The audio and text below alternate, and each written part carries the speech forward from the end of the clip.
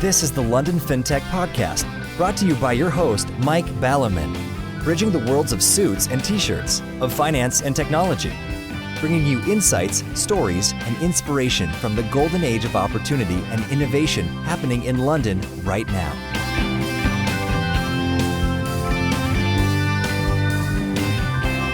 Hi, this is Mike Ballerman, and this is London FinTech Podcast, episode 35, and I'm delighted to be joined today by John Goodall, CEO and co-founder of Landbay, a member of the P2P FA, leading UK P2P/marketplace lending platforms. Landbay connects retail and institutional lenders with loan assets in the UK residential buy-to-let mortgage. They have a well-secured belt and braces in approach, as not only do they have security in terms of the mortgage over the asset, but also they have a provision fund. Furthermore, these assets are all delivering a rental income stream from tenants. Stress testing is a very important topic across finance, though as all too often, one that's poorly understood. Why? Well, one of the unique things about finance is that it almost always relates to the future, the unknown future. If you buy a pint of beer, you could drink it now. You can eat a cheese sandwich now, so you know what it's like. But invest money and, well, as Yoda put it, always in motion the future is. Stress testing basically amounts to what would happen if the shit hits the fan. Would investors lose 1%, 10% or 100%? In crowdfunding early stage equity, this is an easy calculation. The answer is obviously 100%, you'd lose the lot. But what about in P2P debt in a well-diversified portfolio? Well, as we will find out, it's not a trivial question. In essence, it's not trivial, as one has to decide how much shit of what type hits what fan. As I never cease to try and explain to the non-FS crowd who have leapt on the fintech bandwagon, in FS the devil is always in the detail. Not only that, but in an uncertain world, even so-called experts can't be trusted. A couple of years ago, the ECB, the European Central Bank, had European banks stress test their portfolios. A few months later, many banks had already experienced losses beyond these worst-case expectations. So perhaps that was more of a press test than a stress test. And once again, it's yet more FS, BS. But back to the present. John's an ideal person to talk to about this subject, as Landbay has just spent time and money getting their portfolio independently stress tested. So he's well placed to talk to the challenges, value and limitations of the methodology, as well as, I hope, reveal some of their results. Plenty to talk about, so let's go on with the show. Hi John, thanks for joining me today. Good morning, Mike. Thanks for inviting me on the show. And you arrived very hot foot from your son's first day at school, which is an interesting rite of passage. Absolutely. He's actually 8, so he's just moved schools. So he's a slow starter, is he? No, he's not a slow starter. He's done, get this right, he's in year 4, which actually means you've already done 4 years of school. So bizarrely, it's his 5th year of school. Oddities of the UK system. And he's just started a new school, which, actually, as it happens, is about 300 metres from where we're sitting now. So it's quite convenient for the morning commute. That's very convenient. Well, hopefully, as he's 8 years old, he won't be crying on his first day at his school. My girls are in the 6th form. One's in lower 6th and the other's in upper 6th in old money. I don't know what it is in all these year things. I can never remember it these days. And their challenges are slightly different. The younger one always gets told off for having dresses that are too short. A friend of mine who is 50-something said the same problem happened in Lithuania 40-odd years ago. The teachers would have a go at girls for short skirts. And my older one seems to spend most of her time seeing what top she can get away with, stretching the boundaries. I think with young boys, it's more about smuggling match attacks cards and football books, etc., and stickers into school rather than anything else yet. Yes, I remember eating pork scratchings and things like that and trying not to get caught out. And then going back to the 70s, there was this awful stuff called space dust, which basically fizzed tremendously in your mouth. Yeah, so the thing to do in maths was to see if you could consume space dust without being noticed. And fintech is kind of a new boy, a new kid on the block, not to stretch the analogy too much, or stretching it too much, who cares. And where do you think sort of fintech is in school terms? If fintech were a little lad going to school, which year or which age group do you think it's in now? Or P2P? P2P, I suppose, Zopa were the pioneers in the space, and they set up, I think it was 10 years ago, I think they've just had their 10-year birthday party, and so I suppose that would put them at sort of GCSE level, I suppose. That's a great soundbite. To be honest, then I suppose not much else happened for about another 5 years after that, and I think then Funding Circle and Rate Setter were next. So in that sense, that's about 5 years ago. So I suppose that we're somewhere between year 5 and GCSE year. So somewhere in puberty anyway. No, that sounds very good. I buy the puberty thing, and I also remember some comment about 5th form know-it-alls. When you're in the 5th form, just before your GCSEs, you think you kind of know it all. And then you go into the A-levels and you find actually there's a bit more that you didn't know. And then you go to university and then you go into the big world and actually each time it's like a whole new dimension opens up in front of you.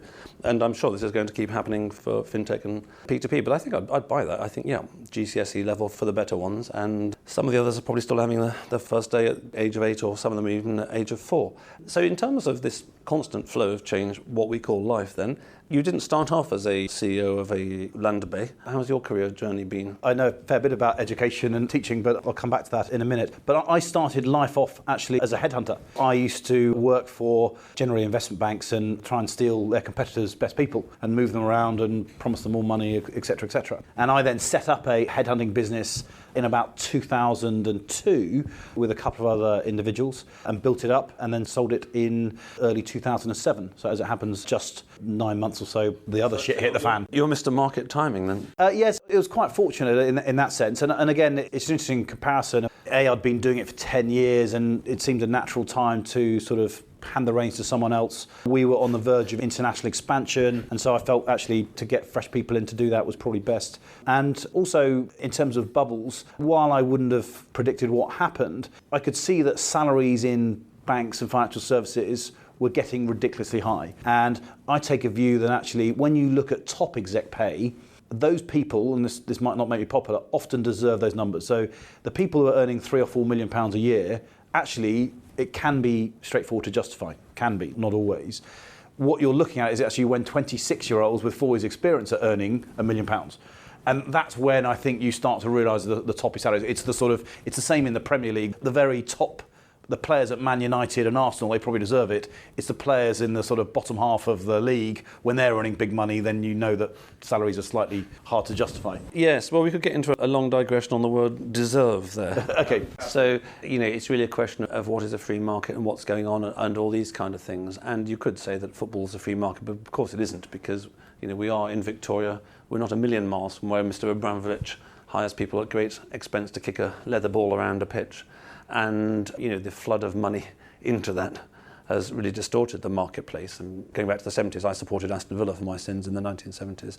And in those days, footballers were paid so little in the then, quotes, free market, that they had to go and open a pub when they retired because they had no money whatsoever. Exactly. So what's right and what's deserving is a big issue. But it's interesting hearing you say that you formed a business in the past which you grew and you sold and you knew at which point you wanted to get out of it, because there aren't that many people in the fintech world who have previous experience of growing firms, selling firms, and then also, as I've been talking to 1 or 2 people recently, understanding in their own heart which stage of the cycle they like. It's one thing to grow a firm from 1 to 10, from 10 to 100. It's another thing to run a firm of 10,000 people where you're just sitting on a boring board with inches thick committee meetings and all that kind of stuff. Exactly. And I think particularly for large firms, you end up spending your whole time talking to what they now call stakeholders, as opposed to sort of running a business. Yeah, as opposed to doing the business. Absolutely.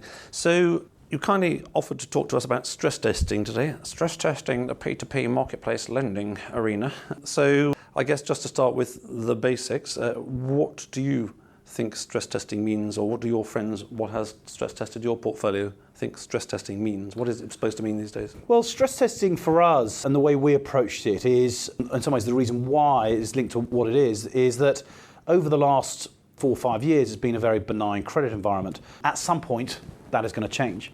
And so what we've tried to do is to sort of look in the crystal ball a little bit and sort of think, well, what might happen when actually the credit environment or the economy turns south, or unemployment starts increasing, or interest rates go up, or house prices fall, in our case, which is relevant. And so really what that looks like, because peer-to-peer lending, whatever type of peer-to-peer lending, should be viewed as a longer-term investment. It's not instant access. And while there are secondary markets that exist, people should go into it with their eyes open and realise they can't necessarily get their money out straight away. And therefore, people have to think of a 3, 4, 5 year horizon in terms of returns. And in 3, 4, 5 years from now, the environment is likely to be very different to what it is now. And so that's what we tried to replicate, really. So that makes a lot of sense. So basically you're saying that, as far as you can see, and I'm sure this is true, we basically are in fair weather at the moment, and you rather wonder what might happen if we come into foul weather. Or rather, as we're in the UK, we've had fairly foul weather. It was one of the coldest Augusts on record, and it's now a pretty chilly September. As I mentioned on the show before, in 1992, I was basically like George Smiley. I sat in a room with all the files from Clermont Benson, try and to work out how on earth you'd work out what the risk was in all the businesses on a comparable basis across the bank, which was an interesting challenge. And one of the things that occurred to me about markets was that markets generally exhibit what you might call normal behaviour. So most of the time markets, whether it's property or equity market or whatever, do sort of things normally in a fairly sort of predictable fashion. And then I had this idea that, but actually what also happens is you have these extreme events. And extreme events are very, very common. And importantly, you can't relate the extreme events to the normal events, which is all too sadly you see doing. People say, 5 standard deviations. Standard deviation is the language of what normally happens. You know, when something really has come out of left field, it's something completely different. So I did then think about the extreme case.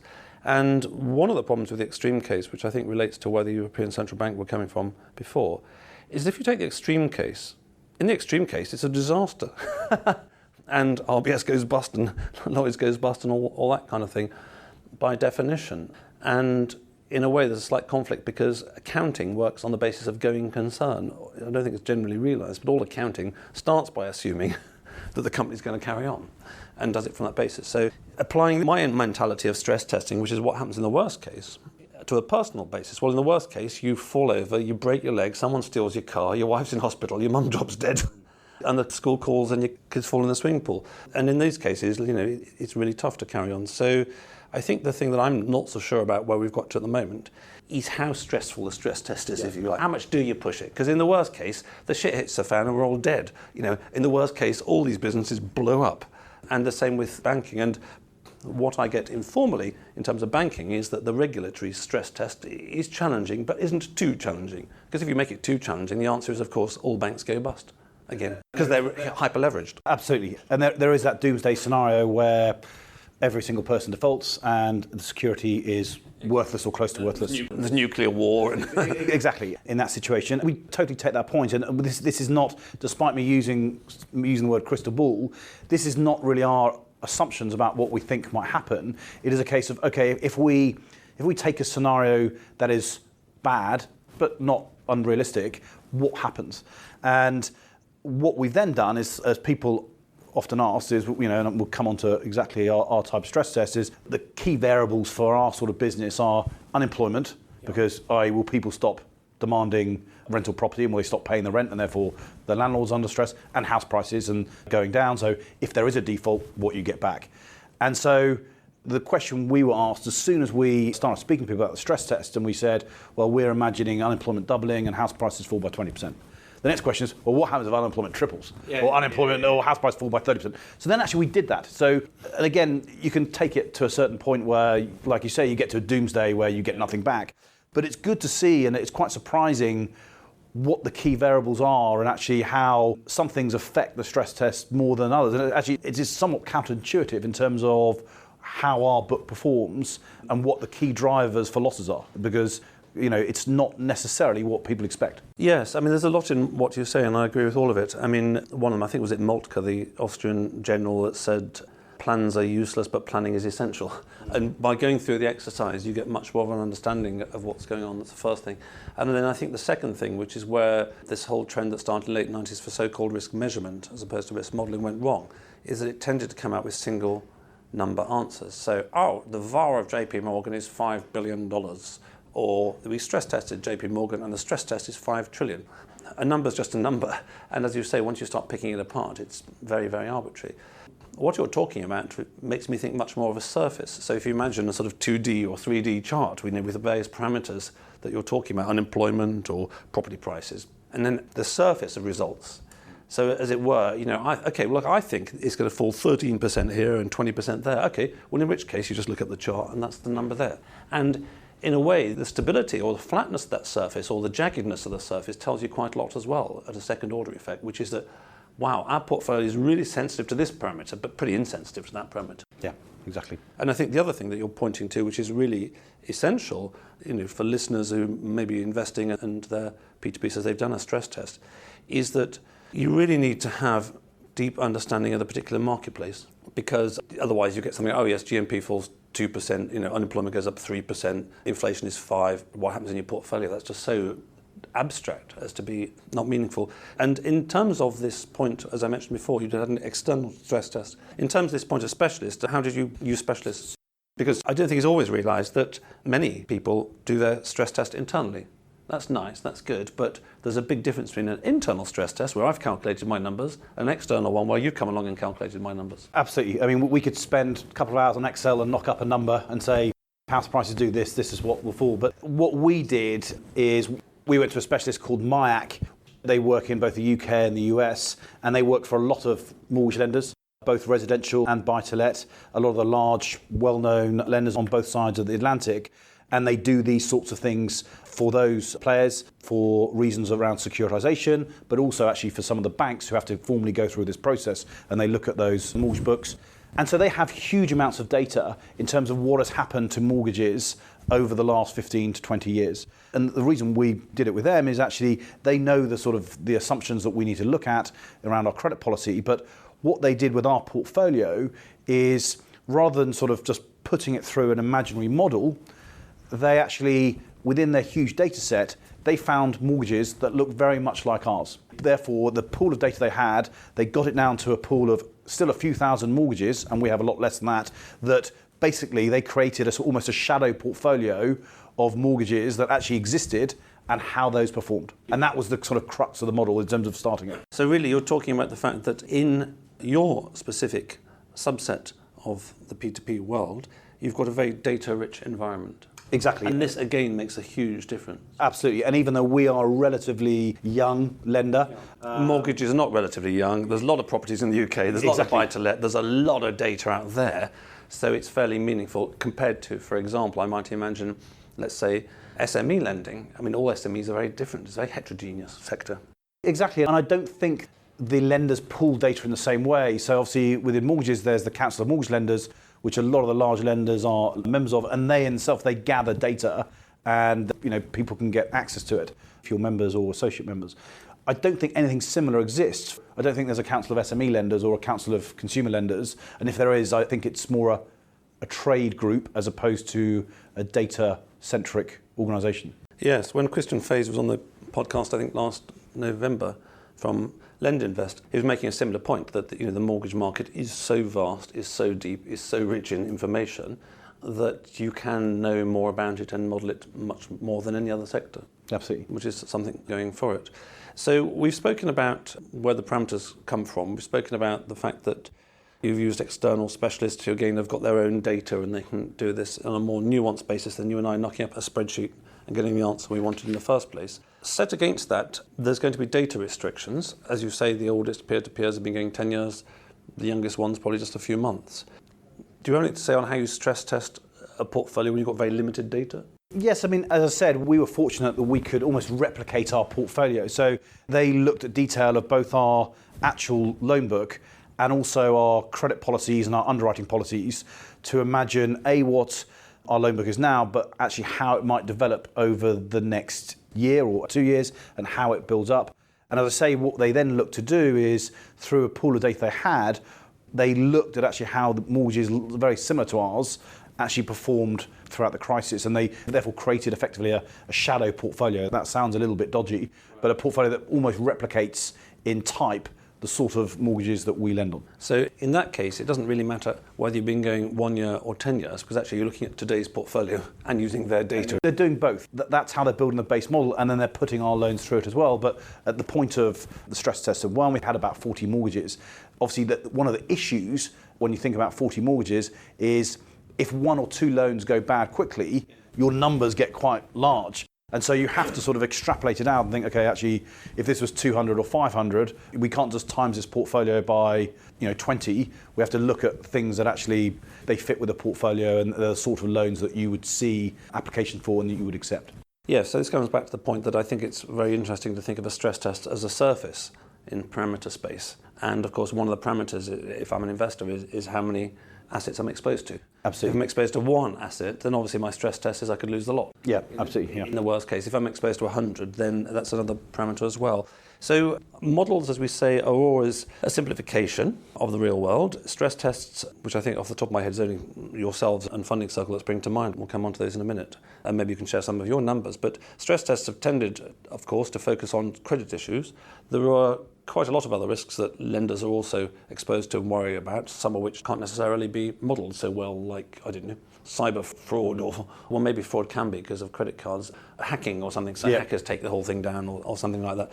How do you think of these less modelable risks? Yeah, I mean, it's very hard to, say, measure or define, what is your risk of a cyber attack, and like another stress test, A, what is the risk of it happening, and B, what are the consequences if it does happen? And in terms of cyber attack, the thing that people have to remember is within peer-to-peer lending, we don't have direct access to bank accounts, etc. The people's money is sitting in segregated client accounts that is covered by Financial Services Compensation Scheme, that is sitting with Barclays or RBS or whoever it might be. And so it's more of a data issue if we're hacked.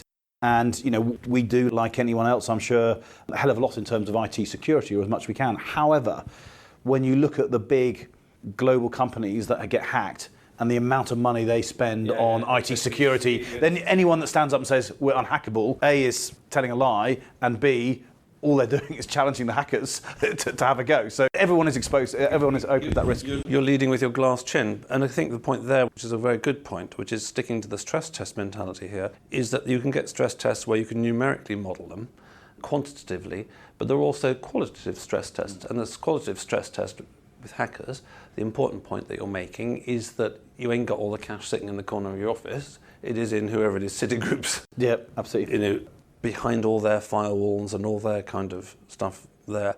So moving on then to some answers. I'm wondering what the answers tell us. Does it tell us anything? Can we predict the next crisis? Or as you're saying, we just take a reasonable set of assumptions about, this is pretty bad weather. It's not the worst weather I can imagine. It's pretty bad weather. And actually some other people we've hired also say it's pretty bad weather. And I suppose to begin with, there were two reasons why we did it, which kind of links into, therefore, in some of the results. Is one, I think, was obviously to help inform our lenders to sort of understand the risks that they're taking. We have a view here at Landbay in terms of peer-to-peer. People should understand the risks they're taking and get compensated for that risk. And so therefore, they're the ones whose capital's on the line and they should get compensated for it. And therefore explaining risk in some way is very, very important. And that's why, for example, we also publish our loan book. Second of all, as you mentioned earlier on, we also have a provisioning fund. And so it's quite important for us to turn around and think, actually, how much are we provisioning? This kind of helps us think about that. And it's very well saying, we provision, we've got a fund sitting of £500,000. But what does that mean? Exactly. And so, again, and while we can't guarantee it's perfect, we can say, actually, we've provisioned on a stressed environment, and then we'll add an increment to that. And so they were the two main reasons why we did it. Secondly, it goes back to what you were saying earlier. The other thing that we realise actually is going through that process and looking at, what happens when someone's default and how that leads through to a loss in the model, i.e., do we become a receiver of rent? If someone stops paying the mortgage, we have the legal right to take over and the rent comes straight in and we can service the mortgage and just sit on the asset until a time. So actually you're kind of belt and two braces, aren't you? Exactly. So we have the rights to it. And obviously we can sell, but we can look at data in terms of how quickly it takes to sell a property, what the average cost of a sale is, the loss given a sale. Yeah. And so actually it's helped us actually refine our collections policy where you can see actually this might be a better way of doing it. But also with an underwriting and credit policy, you can see certain increments in things and certain drivers that actually a small movement here can have quite a big impact, whereas actually a big movement in another area actually makes less impact than you think. Yes, coming back to this stress test surface, depending on the parameter, so you turn it around and this parameter it's very jaggedy, then you need operationally to be very careful of that. And coming back to the parameter point, it's a very important one that you mentioned there, which is that again, banks tend to do fairly simplistic stress tests, I feel, and one of them might say, let's assume property prices fall 20%. But what does it actually mean? So as anybody with a house will know, if you have to sell your house tomorrow, you're going to get one price.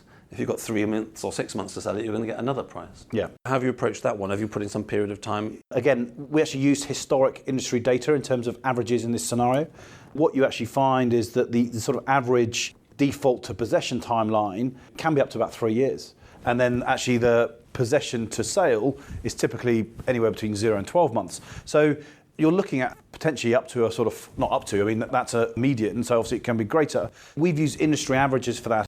And then what we've also done is looked at the loss from a forced sale effectively. And that's not the cost of the legal costs and estate agency costs or whatever it might be. That is, if a house price actually today is worth 100,000 and you have to sell it quickly, what do you get for it, Yep. typically? Fire sale. It's a fire sale, and so it's not linked to the value of properties. That's a different risk of obviously house price fall, but based on what that property is technically valued.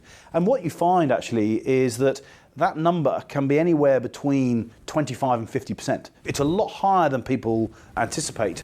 And what you find is actually abnormal properties. When I say abnormal, I mean either things that are quite small or low in value, and things that are very big in value have a bigger discount than something that is fairly homogenous, 2 up, 2 down terraced. Less liquid market in a way. And so that loss given sale assumptions and data for us was one of the, I'd like to say highlights, but lowlights in some way, is that what you do realise that actually, unless you're only lending a 50% loan to value, when you have a forced repossession and a sell, chances are you're going to lose some money on a particular loan. And so that's where it comes into that braces bit, having that ability to actually say, well, actually, we can service the loan from a rent and it's rented out.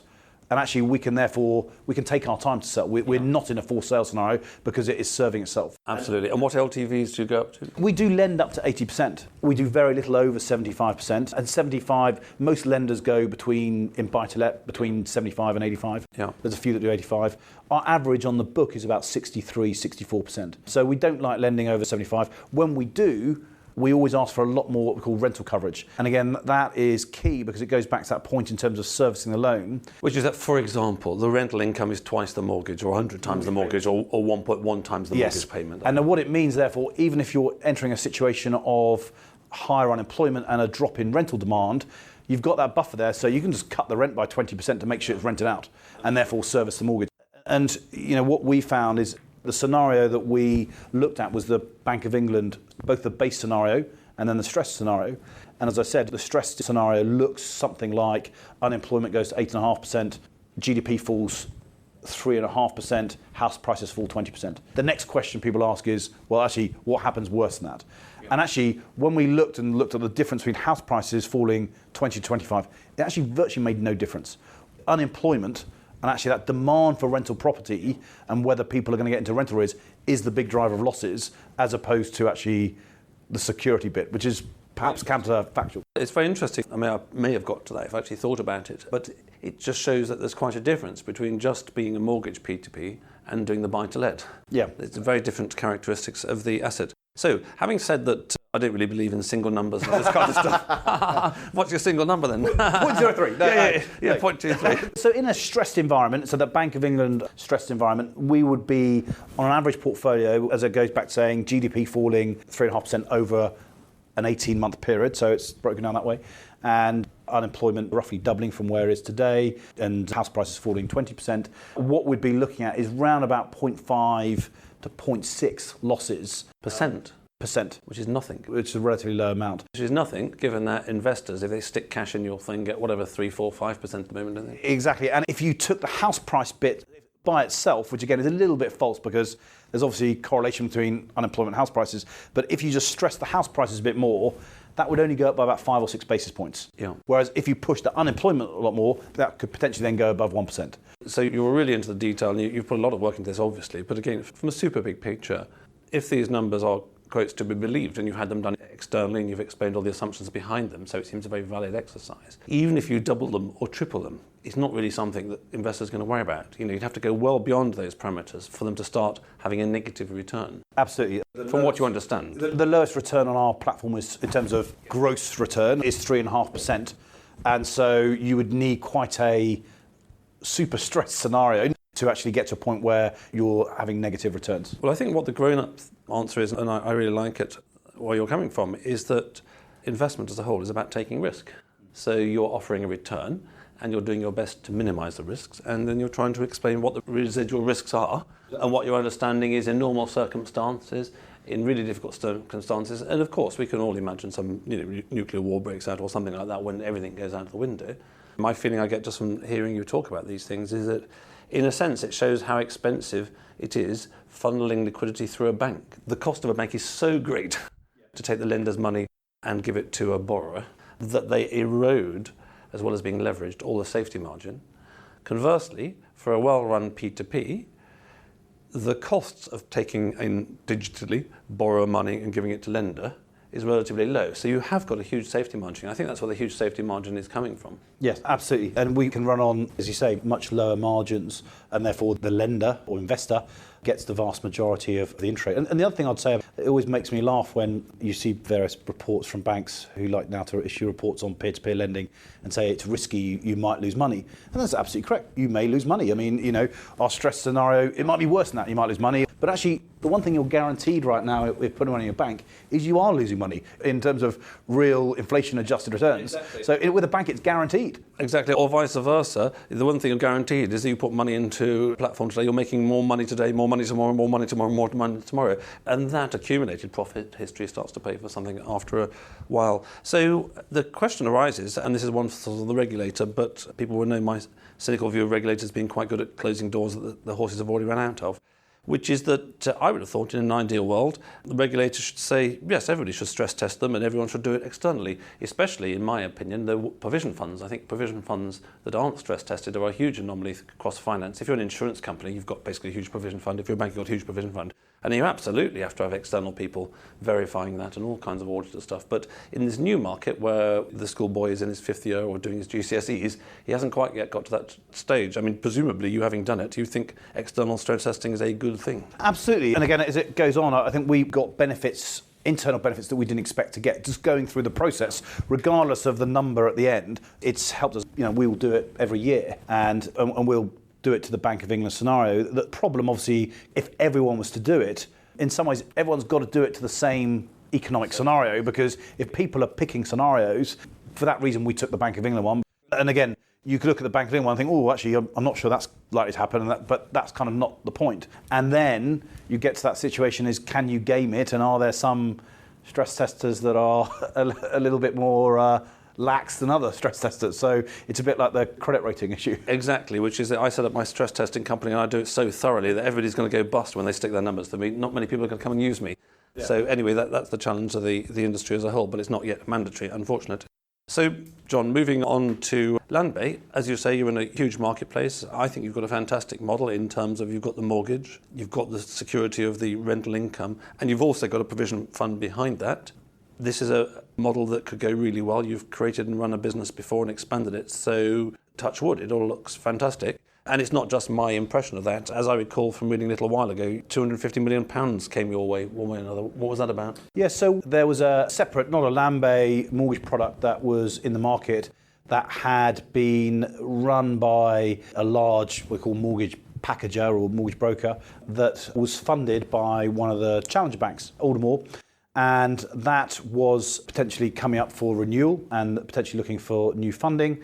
And we were aware of an institution that was looking to deploy money in this area and wanted to securitise mortgages. And so therefore it probably wasn't right that they took straight Landbay mortgages. And so therefore what we did is we've sort of taken over the funding of that mortgage product that, say, has been in existence for 3 years. It's over the 3-year period. It's had one late payment, which was 4 days. So it's a very strong performing book. Lots of data.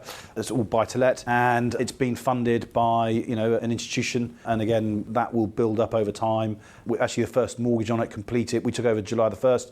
The first mortgage completed in August. There'll be a number that complete this month of September. So it'll do 2 to 3 million this month, and it will build up to a point where it's probably lending 15 to 20 million a month. So I think the takeaway for me from that is that you are very serious players when you're replacing a very serious challenger bank like Aldermore that's now floated on the marketplace. Am I also right in understanding that what you're talking about in this sense, very loosely in an organogram, that's almost like a parallel division? It's not affecting your mainstream business. It's not like you're turning away institutions and retail investors now because you still like their money, because then the mainstream business carries on regardless. Absolutely. At the moment, Landbay is retail funded, wholly retail funded, those Landbay mortgages. And that separate, what's called the Keystone mortgages, which are funded by Landbay, is almost a silo. Obviously, we'll talk to anyone. Our view is, we'll take institutional money and we'll take retail money, but we'll always prioritise retail money. We're not going to turn retail money away. It's why P2P was born, really, I think.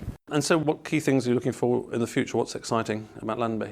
We've got to just grow what we're doing. We've got a number of product innovations, which I'm afraid we can't talk about now, that we think will come to market end of this year and beginning of next year, that will potentially both change peer-to-peer lending. I think there's some innovation on that side, but actually on the other side, and this would be, I think, a first globally if we manage to do it, but also on the other side, actually a type of buy-to-let mortgage product that doesn't exist in terms of how we're creating it. and those two together actually are potentially quite interesting. So there's lots of product innovation, none of it on the credit side, so we're never going to move down the credit quality curve, because often innovation in financial services normally means take more risk. Yeah, exactly. And that's not what we're looking to do. So, there's lots of exciting things there, but, the credit for us is key, and, we've taken the head of underwriting from Paragon, which is one of the biggest lenders in buy-to-let and one of the best performing, to come in as our head of lending. I always believe that fintech, and certainly peer-to-peer lending, should be more focused on the fin than the tech in some ways. Absolutely. And too much focus on the tech, as you said before, is dangerous. And certainly my perception of you guys at Landbay is that you're doing things very solidly and also in a very open and transparent way, in terms of, I think you were one of the first, if not the first, to publish the borrower rates, which not everybody does, even the ones who say they're transparent. You are now doing an external stress test. You're first, a sort of very small handful to have done that, and you've got lots of interesting developments in the pipeline. So I think Landbay is a company that listeners would be worth knowing about, and investors would certainly be worth checking out, because there is quite a lot of security behind it. And in terms of the stress testing, I think it's very interesting actually hearing about somebody who's been through the exercise. I think the sort of things for me is that the market-specific data is really important. It's all very well saying GDP 2%, but what does it mean for the marketplace? The external point we've discussed, having a specialist that really knows the market is really important. Having an area with rich data, again, makes the exercise much more important. And I think that coming back to this whole idea of stress tests as being a surface with various parameters, it's almost like the single number is missing the point, whether it's 0.5 or 1.5, that's just a number. And as you say, it's very interesting to hear you having got insights from actually conducting this exercise in terms of, where to tighten the nuts most and the focus in the organisation in terms of your process. So I wish you every success with your annual stress test in the future, and I hope the numbers remain small and the yields remain large, and I hope Landbay continues to grow well. And so next time there's going to be a market crash and you're selling Landbay, I'll sell all my assets, because a year later we'll have another 2008. So thanks for that, John. Thanks a lot, Mike. Thoroughly enjoyed it. Thanks for listening. If you enjoyed the show, please subscribe on iTunes or your podcast app, or sign up at londonfintechpodcast.com for email alerts of new episodes. Live long and prosper.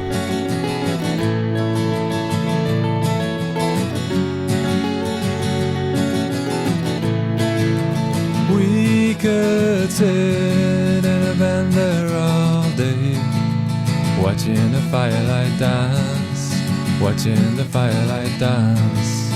We could walk in the mountains before dawn, watching a happy moon ride, watching a happy moon ride.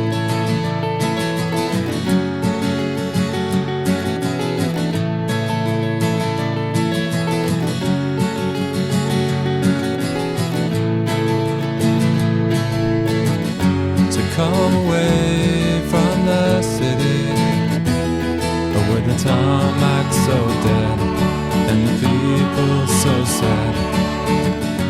Come away from the city, with the faces so grey, with the pain of the everyday.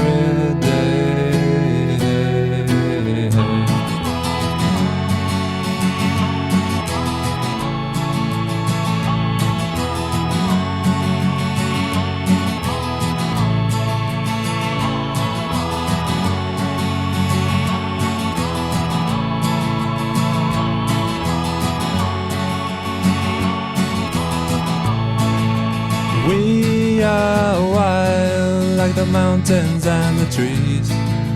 Can you see what I mean? Can you see what I mean? We fit in between the earth and the sky. Kiss the city goodbye, wave the city goodbye, wave the city goodbye. The city goodbye. Watch the firelight dance with me. Watch the firelight dance with me. Watch the firelight dance with me. Watch the firelight dance with me. Watch the firelight dance with me. Watch the firelight dance with me. Watch the firelight dance with me. the fire light.